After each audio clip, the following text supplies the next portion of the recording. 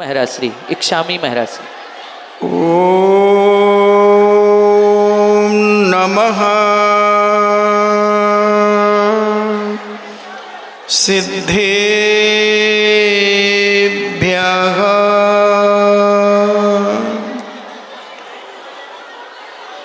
ओम नमः सिद्धेभ्यः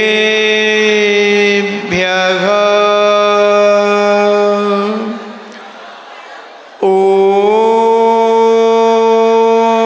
नमः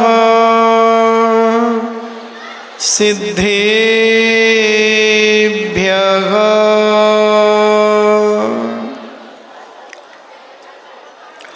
पंच परमेष्टि भगवान की अहिंसामयी वीतराग विश्व धर्म की देवादिदेव 1008 आदि ब्रह्मा आदिश्वर श्री आदिनाथ भगवान की देवादिदेव 1008 श्री अभिनंदन नाथ भगवान की देवादिदेव 1008 शासन नायक श्री भगवान महावीर स्वामी की परम पूजनीय आचार्य श्रोमणि गुरुवर श्री कुंद कुंद महामुनिराज की परम पूजनीय आचार्य श्रोमणि गुरुवर श्री विद्यासागर जी महामुनिराज की परम पूजनीय निर्यापक श्रवण मुनि श्री सुधा सागर जी महाराज की पूज्य श्री पूज्य सागर जी महाराज की।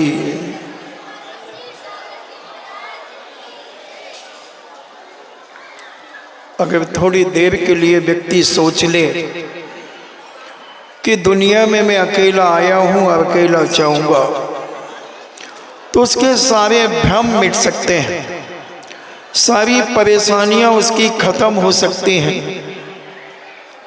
बस जैन दर्शन कुछ नहीं सिखाता, जैन दर्शन इंसान को विवेक सिखाता है। विवेक के अभाव में आज सारी दुनिया दुखी होती चली जा रही है। सारी चीजें हम एक दूसरे के ऊपर थोप करके अपना पल्ला झाड़ना चाहते हैं कि उसके कारण ऐसा हो गया, उसके कारण वो हो गया, उन्होंने ऐसा कर दिया। अगर ये भ्रम हम अपने अंदर का निकाल दें तो हमें ना कोई दुखी कर सकता है और ना कोई सुखी कर सकता है। हम स्वयं के द्वारा दुखी होते हैं और स्वयं के द्वारा सुखी होते हैं। एक बहुत पुरानी एक घटना है। पहले आपको ध्यान होगा कि मकानों में गेरू पोती जाती थी, लाल मिट्टी जैसे अपन कहते हैं, उसको लीपते थे, उसको पोतते थे, दीवालों में ढेक लगा देते थे चारों तरफ से। तो वो गेरू कहते थे उसे, लाल मिट्टी, तो वो घरों में पोती जाती थी। और उस गांव में अच्छे सेठ साहूकार थे, बहुत बड़ा मकान था। उनकी पोती ने एक लोटे में गेरू को फुला करके रख दिया और दादाजी की खटिया के नीचे रख दिया, क्योंकि वहां कम लोग जाते थे दादाजी के पास। दादाजी का बड़ा रौब था और पहले बुजुर्ग दादाओं का ससुर आदि जो होते थे उनका बड़ा रौब होता था।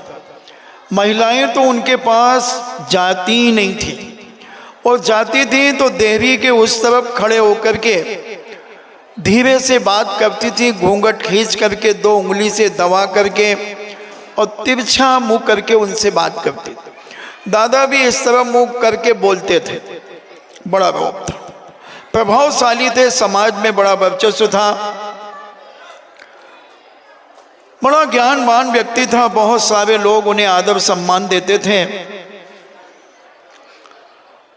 और वो प्रातःकाल, क्योंकि पहले आपके सेफ्टी टैंक आदि हुआ नहीं करते थे, शौचालय भी घरों में बहुत कम होते थे, बाकी सब जंगल में ही जाया करते थे। बड़े बड़ी जगह खेतों में खूब पड़ी रहती थी। तो दादाजी प्रतिदिन की भांति 4 बजे उठे और लोटा लेकर के चले गए। घूमते घामते पहुंच गए जंगल, और जब टॉर्च लेकर के जाते थे तो जब उन्होंने हाथ साफ करने के लिए हाथ देखे तो हाथ लाल लाल थे। एकदम घबरा गए कि हे भगवान, और नीचे टॉर्च मारी तो लाल ही लाल। सेठ जी कहते हैं आधा किलो खून निकल गया। हे भगवान, घबरा गए, बड़ी वेदना होने लगी, लाल हाथ हो गए। जैसे तैसे हाथ साफ किए, लोटे में टॉर्च नहीं मारी। देखना इतना ज्ञानी समझदार विवेकशील आदमी, मगर जमीन को और हाथ पे टॉर्च मार रहा है। हाथ हाथ धोने के बाद सब अब ऐसे चलने लगा जैसे बहुत बीमार हो। अभी अच्छा हट्टा कट्टा नौजवान था, नौजवान मतलब पुराने आदमी, बढ़िया मस्त रहते थे। अब घर आ गया और खटिया पे फिर लेट गया। सवेरा हुआ, उजाला हुआ, लोटा भी ले आया। जब लोटा देखा सूर्य के प्रकाश में, लोटा भी लाल है। इतने में पोती आई, दादाजी हमारा लोटा कहाँ है? हमें पोतने के लिए वो हमने लाल मिट्टी रखी थी। है लाल मिट्टी रखी थी? हे भगवान, दादा की बीमारी ठीक हो गई, स्वस्थ हो गए। अभी तो आधा किलो खून बह गया था और इतने बेहाल हो गए थे, बोल नहीं रहे थे, कांप रहा था शरीर।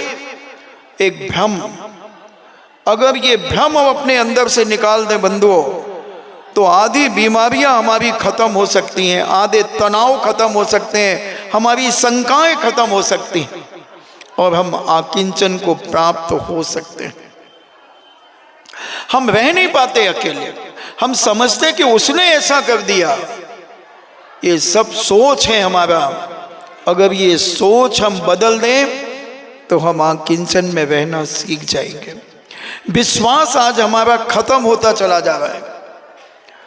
आज हम किसी के ऊपर विश्वास ही नहीं कर रहे हैं। परिवार से विश्वास नहीं कर रहा, भाई से विश्वास नहीं कर रहा। महाराज कहते हैं ना, कई बार भाई के लिए ताले डल रहे हैं, सास बहू में ताले डल रहे हैं, पति पत्नी में ताले डल रहे हैं। क्यों डल रहे हैं? क्योंकि विश्वास नहीं है हमें परिवार के ऊपर। क्या ले जाएगा? तुम एक ही घर में रह रहे हो, सब कुछ एक है, व्यापार एक है, फिर तुम ताले किस लिए डाल रहे हो? चोरों के लिए? चोरों के लिए ताले डल रहे हैं तो कोई बात नहीं, और घर में ही ताले डल रहे हैं तो कौन चोर है? सासू चोर है कि बहू चोर है कि पोती चोर है कि पोता चोर है कि भतीजा चोर है कि चाची चोर है? कौन है चोर? बहन चोर है, भाई चोर है, कौन है? किसके लिए ताले डल रहे हैं? हमारा सोच बदल गया, हम भ्रमित होते चले जा रहे हैं दिन प्रतिदिन, और हम समझ नहीं पा रहे हैं कि हम क्या ले जाएंगे अपने साथ में, क्या लेकर के आए थे और क्या लेकर के जाएंगे। एक विश्वास लेकर के आए थे और विश्वास लेकर के जाएंगे बंधुओं, और विश्वास में ही अगर खोट हो गई, विश्वास में ही अगर विष मिल गया तो हमारा जीना बेकार है। हम एक चलते फिरते मुर्दे के समान जी रहे, हमारी कोई वैल्यू नहीं, हमारी कोई औकात नहीं है। हम समझ लो जिंदा रह करके भी मर चुके हैं, मर गए हैं हम। कई लोग कहते हैं महाराज जी हम तो अब ठीक हैं, जी रहे हैं। क्यों भाई? ऐसे किसने तुम्हें इतना परेशान कर दिया जो तुम इतने अपने आप से गिर चुके हो? इतने भ्रम में क्यों अपनी जिंदगी जी रहे हो? अरे ठाठ से जियो। भले हम तो वो हैं कि मसाले जला करके जिएंगे, भले जिए हम एक दिन, मगर मसाल जला करके जिएंगे। हम मुर्दे बन करके क्यों जिए? हम कायर बन करके क्यों जिए? जब तक हमारे शरीर में हमारी आत्मा है, हम उस आत्मा को पहचानने के लिए अपना जीवन लगा देंगे और एक दिन उस आत्मा को हम परमात्मा बना देंगे। मगर चाहिए हमें अंतरंग शक्ति का जागरण, हमें चाहिए अपने परिणामों की विशालता, हमें चाहिए अपना विश्वास का हिमालय। और वह हिमालय जैसे विश्वास जब हमारा जिस चीज पर जम जाएगा, हमारे आधे दुख क्या 90% परेशानियां पलायन हो जाएंगी, पलायन हो जाएंगी। हम छोटी सी बात में एक गेरू का लोटा लेकर के और ऐसा बेहाल हो गया कि मेरा आधा किलो खून निकल गया और बीमार हो गया, बोलने की आवाज बदल गई, आवाज बदल गई, शरीर मुर्दा जैसे हो गया। और जब बेटी पोती ने आकर के देखा कि दादाजी लोटा कहाँ गया, आपकी खटिया के नीचे रखा था। अरे आप लोटा सोच के लिए ले गए, क्या गेरू का लोटा था? हाँ दादाजी गेरू का लोटा था। अरे मेरी मति मारी गई, ये लाल लाल कपड़े हो गए, धोती लाल हो गई, कमीज लाल हो गई, सब कुछ लाल हो गई। क्यों हो गई? क्यों हो गई लाल? क्यों हो गई? अब दादाजी को तो अभी तक खून दिख रहा था, मगर वो खून नहीं था, वो गेरू थी। और एक भ्रम खत्म होते ही उसके अंदर वही ताकत जागृत हो गई, वही शक्ति जागृत हो गई, वही विश्वास अपने आप में जागृत हो गया जो मरणासन अवस्था में था, वह एकदम स्वस्थता का अनुभव करने लगा। हम अपनी शक्ति को खो बैठते हैं, हम अपनी पहचान को खो बैठते हैं, इसलिए हम बीमार हो जाते हैं, हम सुस्त हो जाते हैं और अपनी ताकत का हम विनाश कर देते हैं। भ्रम एक बहुत बड़ी विकृति है बंधु, भ्रम एक बहुत बड़ी विकृति है। जब तक जिस चीज की प्रामाणिकता ना मिले तब तक भ्रम नहीं करना चाहिए। प्रामाणिकता तो लाओ, प्रामाणिकता नहीं हो, भ्रम में तुम पागल होते चले जा रहे हो, उसी में गाफिल होते चले जा रहे हो, उसी में दुखी होते चले जा रहे हो। स्वयं तनाव में इतने आ गए कि तुम्हारे 6 महीने निकल गए उस तनाव में, तो तुम मिथ्या दृष्टि हो गए। तुम धर्म भी कर रहे हो, पूजा पाठ भी कर रहे हो, दान भी कर रहे हो, आहार दान भी दे रहे हो, सब कुछ कर रहे हो, मगर भ्रम में तुम्हारी जिंदगी एक शल्य बन करके जो तुम्हारी जिंदगी में चल रहा है। जैसे कभी दांतों में कोई चीज फंस जाती है और निकाल नहीं पाते, कोई छुचना, कोई छूना, कोई मान लो सेंगरे क्या बोलते, सेंगरे, वो फंस जाती हैं। कभी खिसा हुआ नारियल वो फंस जाता है, कभी कोई ऐसी चीज, अब वो दिन भर वहीं जीभ जाएगी, अब मुंह में हाथ डाल नहीं सकते मान लो, तो अब वहीं जाएगा, दूसरे दिन ही निकलेगा वो 24 घंटे थोड़ी थोड़ी। अब क्या हो रहा है? वो निकल नहीं रहा है। ऐसा ही जब भ्रम किसी के अंदर पैदा हो जाता है, वो व्यक्ति बहुत कोशिश करने के बाद भी संभल नहीं पाता और वह हमेशा डाउट ही डाउट उसके दिमाग में घूमते हैं, हमेशा डाउट घूमते हैं। वो व्यक्ति अपने जिंदगी में कभी सुखी नहीं रह सकता। ऊपर से भले वो कितना भी सुखी का अनुभव करेगा, अल्लाहमय चेहरा दिखाएगा, मगर अंदर छोटी छोटी बातों में वो इतना फीलिंग करेगा, इतना डाउट करेगा कि उसकी जिंदगी में सुख कुछ नहीं रहेगा। सुख समझ में ही नहीं आएगा उसे कि सुख किस चिड़िया का नाम।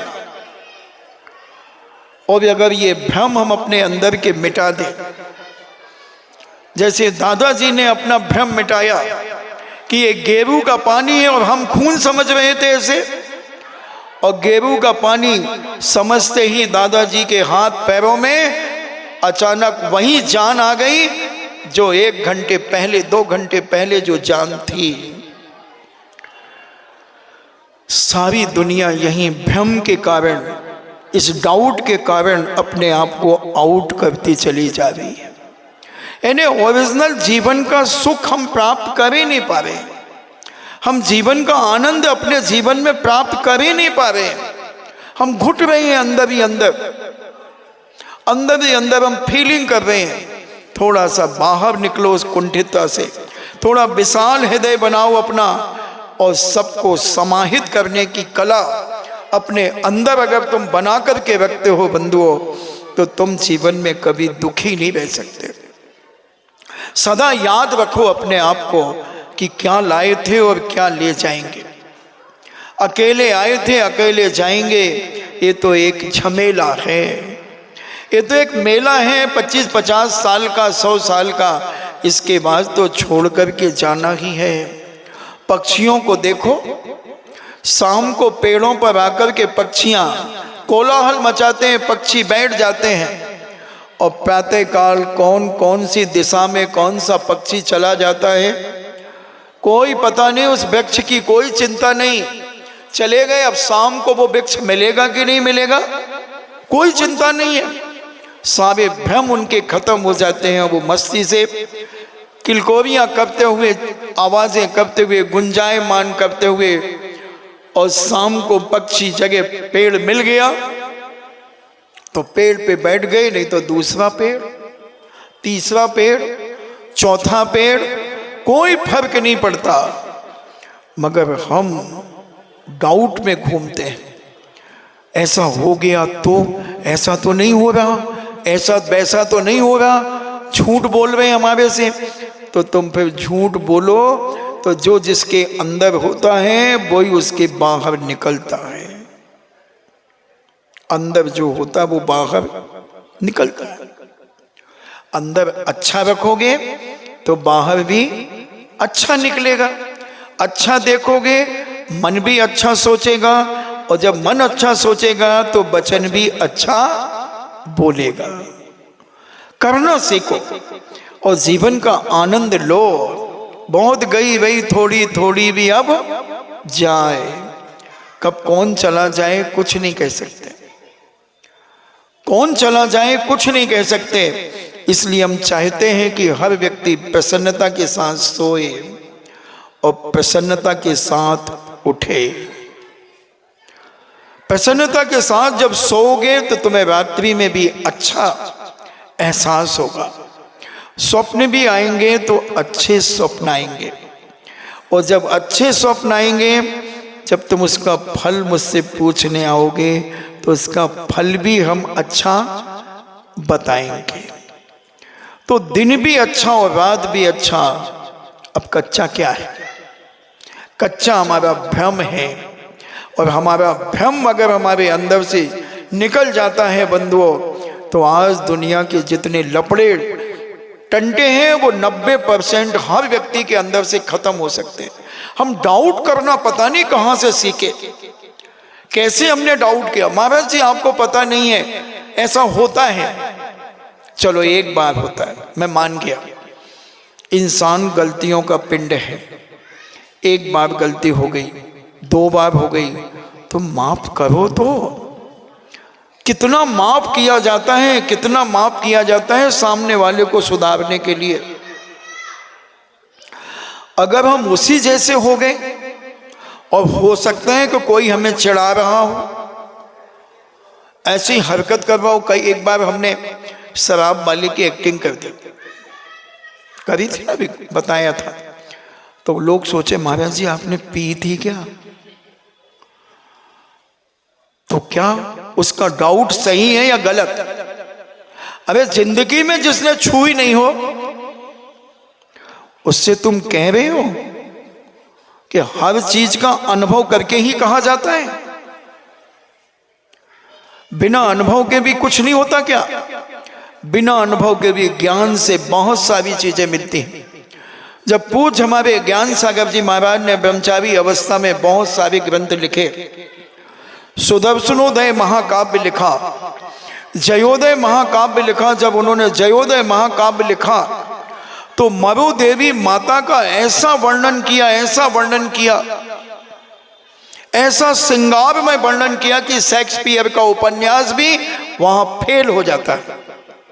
सुदर्शनोदय और जयोदय महाकाव्य, उनने इतना श्रृंगार लिखा, उसमें इतना श्रृंगार लिखा कि बड़े बड़े चोटी के विद्वान, बड़े बड़े कुलपति डाउट में आ गए और महाराज से कहा कि महाराज क्या ज्ञान सागर जी महाराज ब्रह्मचारी थे? महाराज ने कहा तुम्हें कोई शक? बोले ऐसा साहित्य लिखा, एक ग्रस्त जीवन में जीने वाला अनुभवी व्यक्ति भी इतना श्रृंगार और इतना गूढ़ चीजें नहीं बता सकता जो उन्होंने अपने साहित्य में बताई। महाराज ने कहा साहित्य की परिभाषा क्या होती है? क्या होता है साहित्य? साहित्य में जितने रस डाले जाएं, जितने रस डाले जाएं। स्वादिष्ट भोजन किसे कहते हैं? उबली हुई सब्जी को। स्वादिष्ट भोजन किसे कहते हैं? उबली हुई सब्जी को। या थोड़ा सा जीरे का छौंक लगा दिया उसको स्वादिष्ट भोजन कहते हैं। अरे क्या छौंका दिया जाता है स्वादिष्ट भोजन में। नमक भी डाला जाता, मिर्ची भी डाली जाती है, घी तेल भी डाला जाता है, गरम मसाला भी डाला जाता है, दालचीनी भी डाली जाती है, सब प्रकार के मसाले डाल करके उसे स्वादिष्ट बनाया जाता है। और जो रसिया होता है खाने का वो उसे स्वादिष्ट की उपाधि देता है। स्वादिष्ट की उपाधि। उसी प्रकार साहित्य, वह साहित्य कहलाता है जिस साहित्य में श्रृंगार, जितना ज्यादा से ज्यादा श्रृंगार, जितने रस, 9 रस हैं वो सारे के सारे रस, करुणा रस भी हो, शांत रस भी हो, श्रृंगार रस भी हो, जो 9 रस हैं वो सारे उस साहित्य में होते हैं, तब उस साहित्य को चोटी का साहित्य मानते हैं।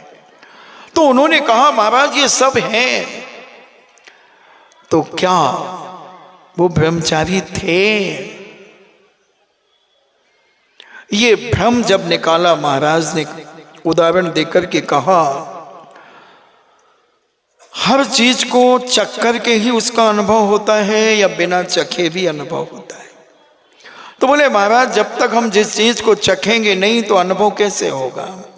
तो महाराज ने कहा पाइजन को चखो फिर बताना कि पाइजन खाने से आदमी मर जाता है, चखो। बोले महाराज जी मरना है क्या?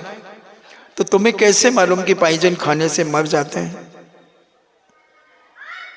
जब तुमने पाइजन खाया नहीं भी तुम डर क्यों है? खाओ ना, चाटो ना, एक जरा सा सुई में लेकर के जिह्वा पे लगा लो, मर जाओ तो लिख देना कि हाँ पाइजन खाने से मरते हैं। बोले नहीं महाराज जी सब समझ में आ गया। जब ज्ञान साधना में साधक उतरता है, जब साधना से ओतप्रोत होता है साधक और फिर अपना चिंतन मनन जब करता है, तब उसकी लेखनी फर्राटे से चलती है और जो लिखती है वो लोगों को ऐसा लगता है कि इसने ये अनुभव किया है। मगर अनुभव के बिना भी ऐसा ज्ञान प्राप्त हो जाता है, ज्ञान का क्षोभशम ऐसा हो जाता है कि उसके बाद विवेकशील व्यक्ति फिर सारे भ्रम अपने अंदर से निकाल देता है। क्या करेगा, क्या करेगा? कितना गिरेगा आदमी, कितना गिरेगा, कितना गिरेगा? एक ना एक दिन उस गिरे आदमी को भी अकल आ ही जाएगी। मगर हम गिरे को और गिराना चाहते हैं, हम उठाना चाहते ही नहीं। उठाने का तरीका हम जानते ही नहीं। अगर मान लीजिए किसी व्यक्ति ने कोई गलती की, मान लो इस पेंसिल ने किसी को चुभ गई, तो हम कैप लगा लेना। ये देखना, ये पेंसिल है और पेंसिल लिख रहा है, कोई लेखक लिखता लिखते कोई सोचने लगता उसकी गाल में चुभ गई, उसने फेंक दी गुस्से में। अब पेंसिल फेंकने से क्या होगा? वो लिख पाएगा क्या आगे? अब उसमें विवेक होना चाहिए। जितना काम किया उसके बाद ऐसा कैप लगा देना चाहिए। अब सोचो ना, तुम कितना सोच रहे हो, कितना क्या कर रहे हो, करो, कुछ चुभेगा ही नहीं, वो कुछ होगा ही नहीं। अगर नहीं इसने गलती की, अब मैं तो इसको मतलब ही नहीं रखूंगा, जब पेंसिल दिखेगी मैं इसके लिए बुरा बोलूंगा, तुम ऐसे हो, तुम ऐसे हो, तुम ऐसी हो। अभी भैया पेंसिल खराब है कि तेरी बुद्धि खराब है? पेंसिल कह रही थी कि पेंसिल क्या कहती है भाई, लिखो तो कागज में लिखो, तो मस्तक पे क्यों लिख रहे थे उससे? तुम सिर में क्यों खुजला रहे थे उससे? वो खुजलाने की चीज है क्या? अब छुप गई तो इतने नाराज क्यों हो गए? नहीं, मैं तो पेंसिल देख के मुझे डाउट होता है ये चुभेगी, पेंसिल देख के ही मुझे डाउट होता है चुभेगी। अरे भाई पेंसिल उल्टी करके खुजा ले तो अब तो नहीं चुभेगी। मगर नहीं, अब तो हम पेंसिल को नफरत होती है मुझे पेंसिल देख करके। अगर तुझे उदाहरण समझना मेरा, पेंसिल तो मैं एक सहारा ले रहा हूं तुम्हें समझाने के लिए, क्योंकि डायरेक्ट कहूंगा तो अभी एक नया भ्रम और पैदा हो जाएगा। इसलिए साइट में एक उदाहरण लेकर के चलने पर सारे डाउट खत्म होते चले जाते हैं, भ्रम खत्म होते चले जाते हैं, और हम अपने मन से ये भ्रम निकालें बंधुओं। अगर भ्रम करते रहे तो हम सुखी नहीं रहेंगे, सामने वाला सुखी नहीं रहेगा, हमारा परिवार सुखी नहीं रहेगा, अंदर से अंदर हम सब घुटते रहेंगे, सब परेशान होते रहेंगे, हम कभी आकिंचन का अनुभव ही नहीं कर पाएंगे, हम कभी अकेले हो नहीं पाएंगे, हम डाउट अपने पास बिठा करके रखेंगे। जैसे केकई अपने साथ मंथरा को बिठा करके रखती थी, तो केकई कभी आकिंचन का अनुभव नहीं कर पाई। जब मंथरा चली गई, राम जब चले गए, तब एहसास हुआ केकई को कि हमने बहुत गलत किया। इसलिए मंथरा को अपने पास से हटा दो। ये भ्रम मंथरा है तुम्हारी, और ये मंथरा आग लगाने में मास्टर है, चिनगारी है, चिनगारी। एक चिनगारी अगर किसी के जीवन में एक बार उत्पन्न हो जाए, अगर उस चिनगारी को तुमने नहीं बुझाया दोस्तों, तो तुम्हें यह चिनगारी एक दिन अंदर से राख कर देगी, खोखला कर देगी। तुम एक चलते फिरते मुर्दे के समान अपनी जिंदगी जियोगे। इसलिए कार्य वो होना चाहिए कि हमारे मन में डाउट की चिनगारी उत्पन्न ही नहीं होना चाहिए। कितने डाउट करोगे, किस किस के ऊपर डाउट करोगे, किस किस के ऊपर तुम डाउट करोगे, किस किस के पीछे दौड़ करके देखोगे, किसके पीछे जाओगे तुम? डंडा लेकर के कब तक घूमोगे बंधुओं? हम अपने आप का विश्वास इतना मजबूत बना करके रखें, और सामने वाले पे जब हम विश्वास करेंगे तो सामने वाला भी कितना भी कठोर, कितना भी निर्दयी, कितना भी दुष्ट, दुराचारी, पापी, अत्याचारी, अज्ञानता से भरा आतंकी, एक दिन आतंकी भी आतंक को शांत कर सकता है बंधु। बड़े बड़े खूंखार डाकू, मूरत सिंह जैसे, पूजा बब्बा जैसे डाकू, मलखान सिंह जैसे डाकू, बड़े बड़े डाकुओं ने आत्मसमर्पण कर दिया जब सामने से प्यार मिला। सामने से जब प्यार मिला, प्रकाश चंद्र सेठी ने जब प्यार बांटना शुरू किया, देश की प्रधानमंत्री भूतपूर्व इंदिरा गांधी ने जब प्यार देना शुरू किया कि हाँ, सारे डाकुओं को आत्मसमर्पण अगर वो करते हैं तो हम उनके लिए सारी दफाएं माफ करते हैं, सारे कानून खत्म करते हैं, अब उनको एक सज्जन जीवन जीने के लिए हम उन्हें जमीनें देते हैं, उन्हें व्यापार देते हैं, उन्हें खेती देते हैं। बड़े बड़े खूंखार डाकू भी शांति का अनुभव करने लगे। फूलन देवी जैसी दस्यु सुंदरी, इतनी खूंखार, एक साथ 17 लोगों को गोलियां से उड़ाने वाली, उसके बाजू में रहने वाली एक महिला हमें मिली थी। फूलन देवी के पड़ोस में रहती थी, आगरा के अंदर, अजमेर में उनकी शादी हुई थी। उन्होंने मुझे बताया कि महाराज जी हमारे पड़ोस में रहती थे वो फूलन देवी, और इतनी सीधी और भोली थी, मगर जब उसके साथ जब अत्याचार हुए तो वो खूंखार हो गई। अब उसने कहा कि अब मैं एक एक को भूंज दूंगी। अब उसने भूंजा, वो जब उसे अपनी गलती का एहसास हुआ, आत्मसमर्पण कर दिया, सरकार ने उसे सांसद का टिकट दे दिया। सांसद का टिकट दे दिया और पब्लिक ने उसे जिता दिया, राजा बना लिया अपने नगर का। क्या है? गलती इंसान से होती है।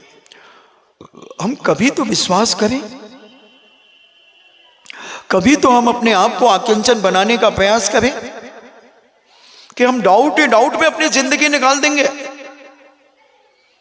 कितनी सी जिंदगी है बंधुओं, बहुत छोटी सी जिंदगी बची है। घर की शांतियों को उत्पन्न करो, जो तुम्हारी शांतियां दब गई हैं अंदर, कुंठितता का अनुभव कर रही है तुम्हारी शांति, तुम्हारी घर की सुख शांति समृद्धि कुंठित होती चली जा रही है। अब एक दूसरे के प्रति हम खूंखार बनकर के पेश आ रहे हैं। थोड़ा सा नम्रता से भरो, थोड़ा अपनत्व लगाओ, उन्हें गले लगाने का प्रयास करो, उन्हें आत्मीय भाव से देखने का, सुनने का, सुनाने का प्रयास करो। एक बार थोड़ा सा अपने आप को कन्वर्ट करो, बदलो।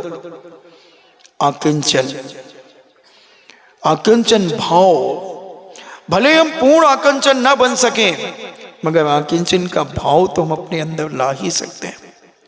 एक बहुत पुरानी घटना है, एक सुलेख चंद जी, मुजफ्फरनगर की बात है।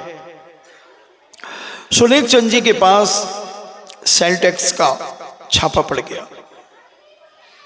उनका वकील जब कोर्ट में गया, सुलेख चंद भी गए।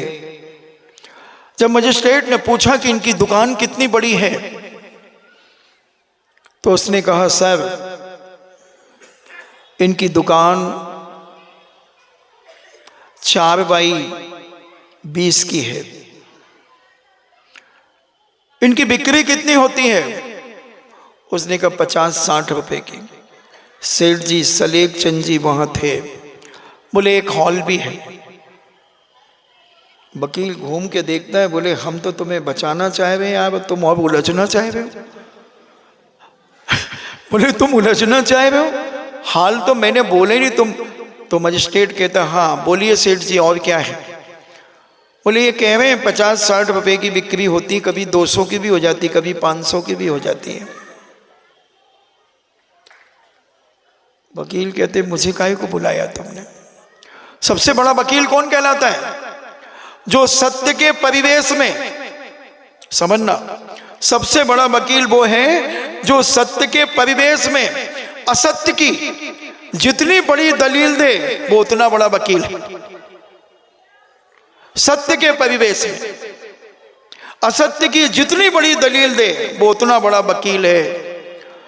मजिस्ट्रेट ने कहा, सेठ जी 500 की भी बिक्री होती है? बोले हाँ, कभी 500 की, कभी 200 की, कभी 300 की, 50-60 की भी होती है। वकील साहब कह रहे थे वो भी होती है। सब टैक्स की बात आई, मजिस्ट्रेट ने रसीद कटवाई। बोले व्यक्ति सत्य बोल रहा है, ईमानदार है, इसके अंदर आकिंचन भाव है, इसका आधा टैक्स माफ कर दो, क्योंकि ये सत्य बोल रहा है। ये तो पुरानी घटना हुई, अभी लेटेस्ट 2-3 साल 5 साल पुरानी घटना। आकिंचन किसे कहते हैं? जो अपने आप को खाली करना चाहता है, अपने आप को भरा रखना नहीं चाहता। आर के मार्बल्स में जब किशनगढ़ के अंदर 300-400 500 अफसर, 500-700 पुलिस, लाहवी की लाहवियां, बड़ी बड़ी गाड़ियां छापा मारने के लिए आ गई। और सेठ जी आचार्य श्री के पास थे। एक भाई किशनगढ़ में था, एक उदयपुर में था। उनके पास फोन पहुंचा, वो पूजा कर रहे थे। हाँ ठीक है, सब दिखा दो, सब दिखा दो। 3, 4 या 5, 7 दिन तक चेकिंग चलती रही। जैसे ही वो उनका सीए उसके ओट देखता अफसर के, और अफसर जो बोल रहा है उसके पहले ही वो फाइल निकाल करके पटक देता। हाँ सर ये देखिए, सर ये देखिए, सर ये देखिए, सब ये देखिए। वो बार बार सीईओ को देखते वो ऑफिसर्स, और सीएम नीचे मुंडी कर लेता, देखने नहीं देता अपनी शकल। उनने बोला नहीं और उसने फाइल निकाल करके दिए, देखिए। पसीना आ गया सारे अफसरों को, सारे अफसर थर थर कांपने लगे। कि अब हम सब सस्पेंड होंगे, सारी सीबीआई सस्पेंड होगी, सब कुछ होगा। जब सब प्रकार का सर्वे कर चुके हैं, हाथ जोड़ करके खड़े हो गए सेठ जी के पास, सेठ जी बचा लो हमको, हमको बचा लो। बोले क्यों? बोले आपके पास तो कुछ निकले ही नहीं, अब क्या करें? और बिना केस बनाए, और केस नहीं बनाएंगे तो हमारे ऊपर के ऑफिसर हमारी हवा बंद कर देंगे, हवा बंद कर देंगे, दवा बंद कर देंगे, और ऊपर वाला दुआ भी बंद कर देगा, हमारा जीना हराम हो जाएगा, हमारी नौकरियां खतरे में आ जाएंगी। सेठ जी बचा लो। कैसे बचा ले बताओ? केस बनाओ। किसका केस बनाओगे साहब? 200 करोड़ का तो केस बनाना ही पड़ेगा कम से कम। बना लो, बना लो। 200 करोड़ का केस बना दिया, क्योंकि उनके अंदर याद है कि मुझे आकिंचन बनना है, इसलिए 2 नंबर का काम नहीं करना है। आकिंचन बनना एक दिन खाली होना है, एक दिन हमें अपने आप को समेटना है बंधुओं। ये भावना हमें अपने जीवन में बनाना चाहिए, और जब तक ये भावनाएं हमारे अंदर नहीं होंगी, जब हम डाउट के चक्कर में अपनी जिंदगी बिताते रहेंगे, कितना भी मिल जाए तो भी हमें कम लगेगा। एक फकीर जा रहा था, और उस फकीर को एक पहले छेदा पैसा चलता था, तांबे का पैसा, उसमें उंगली डाल दो तो चली जाती थी, और एक अदन्ना भी चलता था।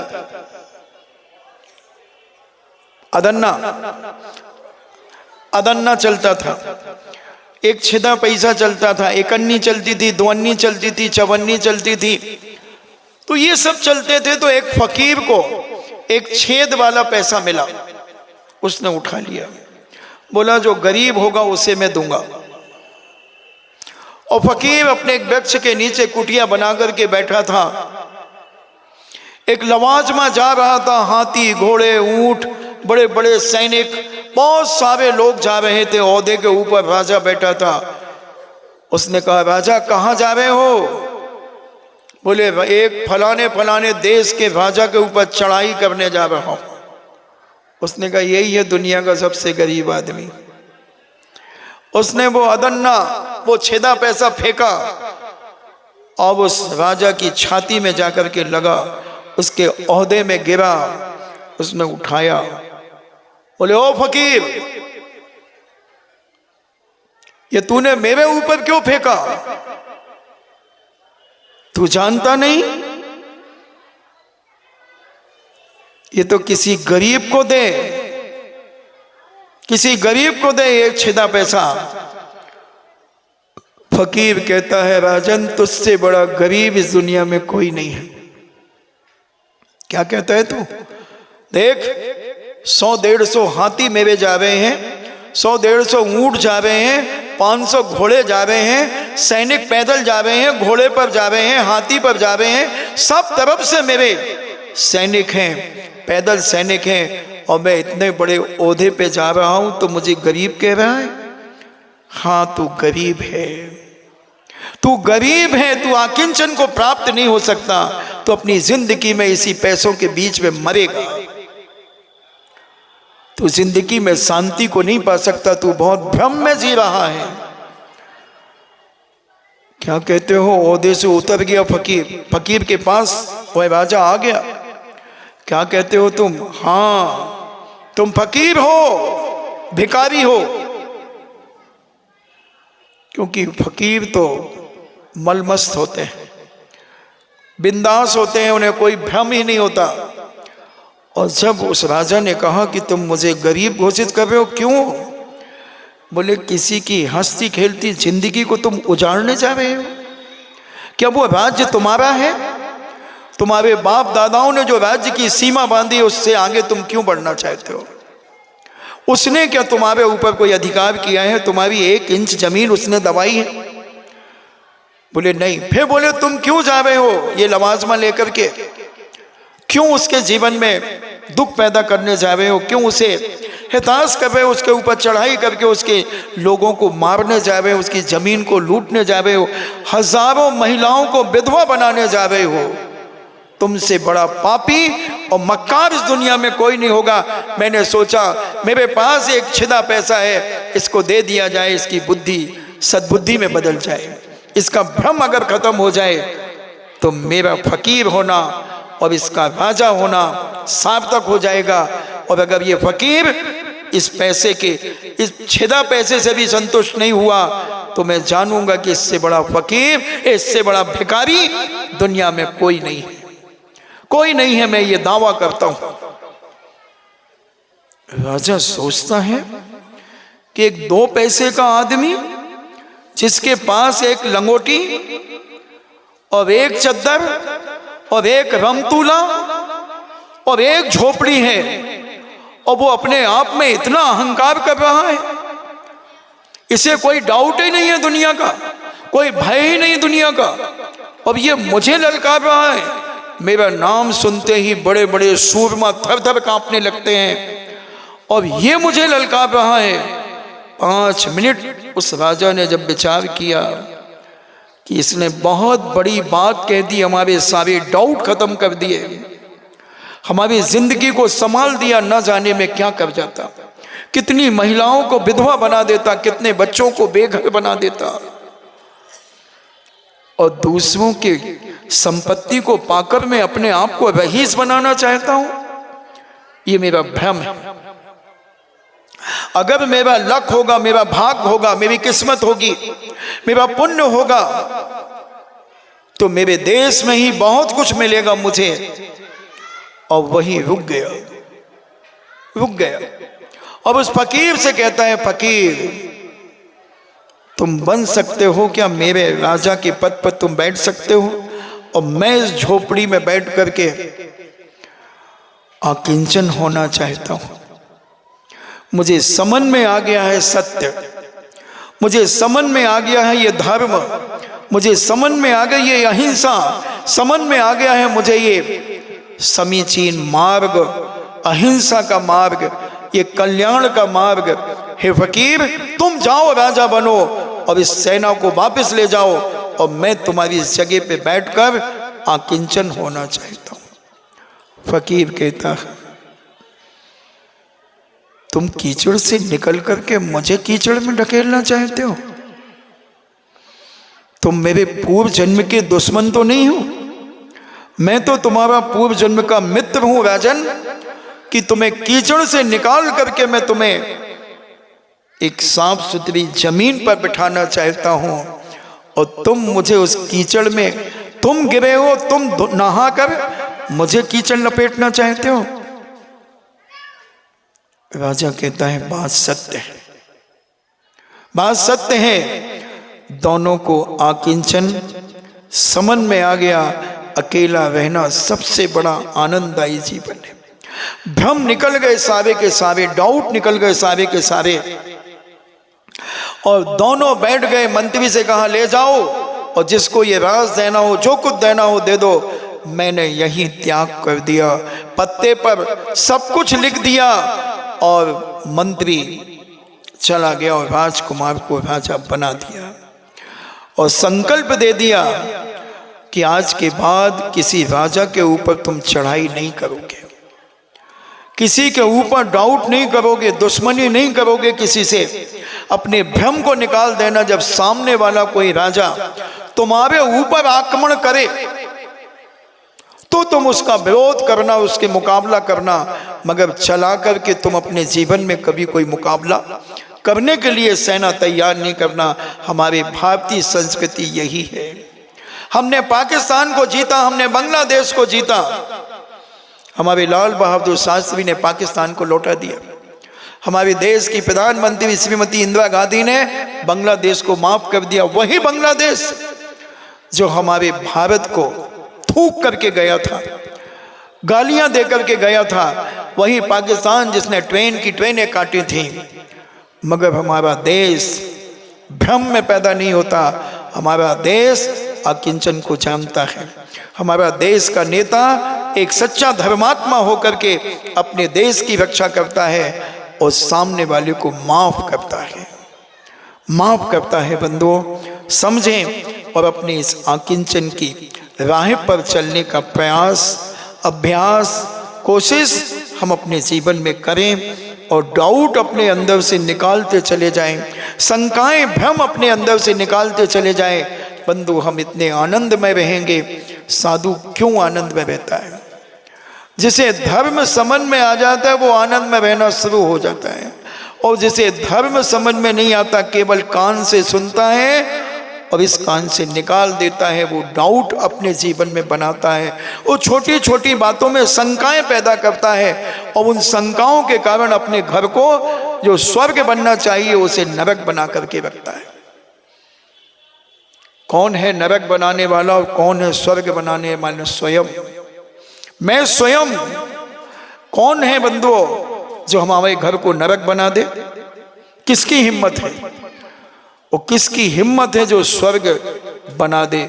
हम सबकी हिम्मत है कि हम स्वर्ग बना दें, और हम सबकी हिम्मत है कि हम अपने घर को नरक बना दें। एक नालायक और लायक। नालायक बनने में कितना समय लगता है और लायक बनने में कितना समय लगता है? बताओ। लायक बनने में भाई साहब, बहन जी, जीवन लग सकता है लायक बनने में, और नालायक बनने में एक क्या लगाना है लायक के आगे? ना लगाना है नालायक। 1 सेकंड नहीं लगेगा, 1 सेकंड नहीं लगेगा तुम्हें नालायक बनने में, और जीवन लग सकता है। एक जीवन क्या, 10-10 जीवन भी लग जाए तो लायक बन जाओ।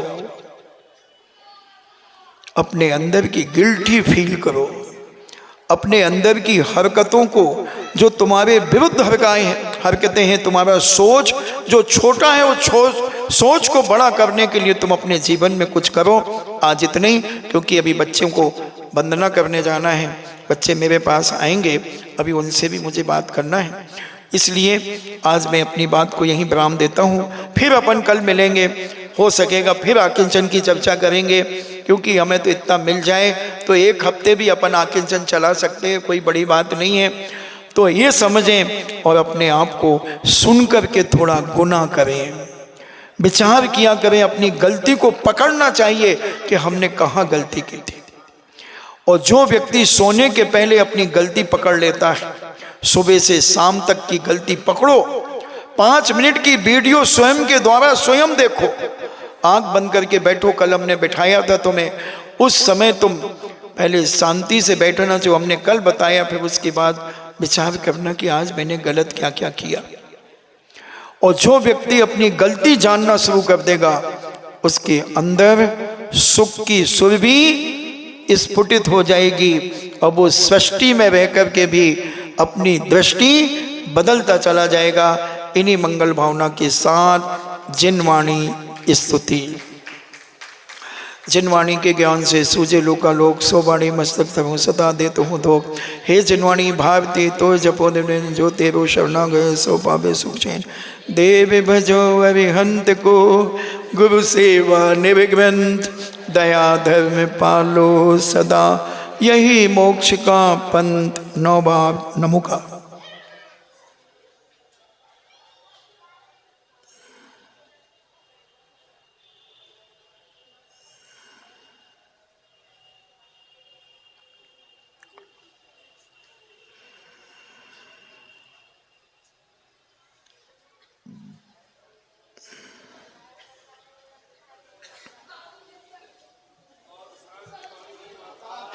परम पूजनी द्वादशांग जिनवाणी माता की। अभी भी देखें सुधा